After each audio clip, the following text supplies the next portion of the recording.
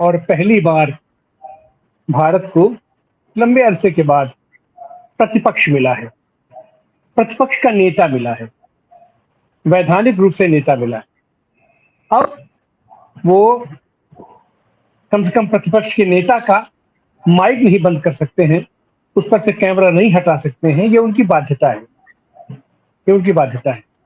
लेकिन उसके बावजूद भी जिस तरीके की घटनाएं पिछली बार हुई हैं, अभी 4 दिन का संसद सत्र चला है, उसमें जिस तरीके की वो घटनाएं हुई हैं, वो कहीं ना कहीं इनको दिखा रहा है कि अभी तक ये अपने उस पुराने संस्कार से उबर नहीं पाए हैं।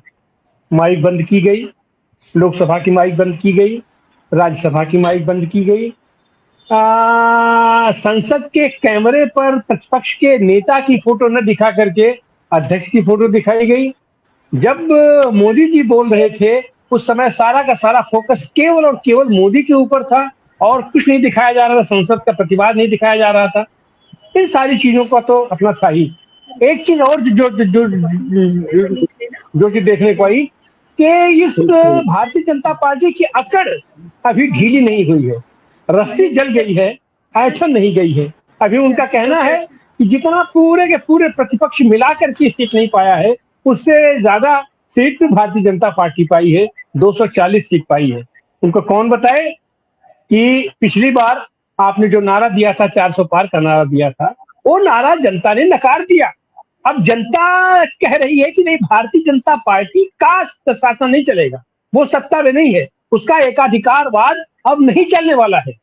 लेकिन नहीं, अभी भी साहब वो मानने को तैयार नहीं है। और मानने को तैयार ये नहीं है कि इसके बावजूद सदन में जिस तरीके से अपने प्रतिपक्ष के नेता राहुल गांधी ने खींचा है, इन लोगों को धोया है, अब तबीयत से धोया है। जनतंत्र में तो भाई यही होता है, बातों की दुकान है, हम बातों से तर्कों से काटते हैं, एक दूसरे के तर्क का जवाब देते हैं, तर्कों से जवाब देते हैं। लेकिन वहां पर भी केवल और केवल सिधराई की गई।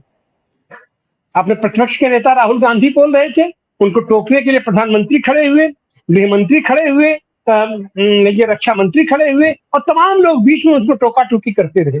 और खास करके उस बीच जो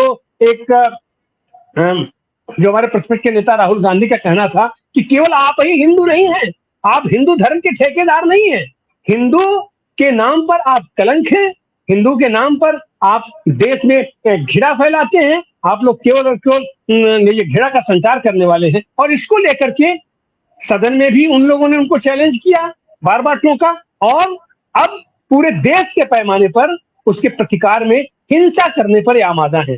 भारतीय जनता पार्टी के दफ्तरों पर हिंसा की जा रही है, तोड़फोड़ किया जा रहा है।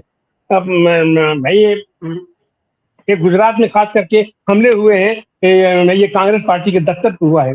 वहां तक तो हद तो तब हो गई जबकि बनारस मोदी के संसदीय क्षेत्र में कांग्रेस के प्रदेश अध्यक्ष अजय राय जी के आवास पर इन लोगों ने हमला कर दिया। राहुल गांधी का पुतला लेकर के पहुंच गए कि हम उनका पुतला फूकेंगे। और जाहिर सी बात है कि उनका केवल एकमात्र मकसद ये था कि उनके परिवार को दहशत में ला दिया जाए। अजय राय जी वो घर पर थे नहीं, कोई कांग्रेस का कार्यकर्ता नहीं था, तो जाहिर सी बात है घर में बच्चे होंगे, महिलाएं होंगी, उनके मन में एक दहशत का माहौल। तो जो राहुल गांधी कह रहे थे कि तुम केवल और केवल दहशत फैलाते हो, घृणा फैलाते हो, नफरत फैलाते हो, इसको बंद करो। आज हम उसी पर चर्चा करने वाले हैं।